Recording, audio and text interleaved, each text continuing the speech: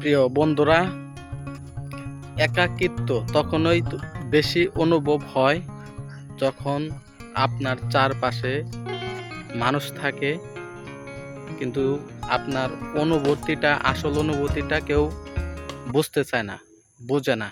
তাই যতই অন্ধকারে ডুবে থাকুন না কেন, মনে রাখবেন প্রতি রাতের শেষে ভোর আসে।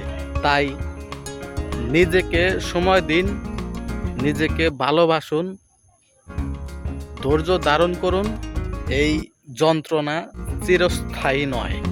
ডিপ্রেশন এমন এক জিনিস যা মানুষকে আস্তে আস্তে করে শেষ করে দেয়, সেটা সে নিজেও বুঝতে পারে না।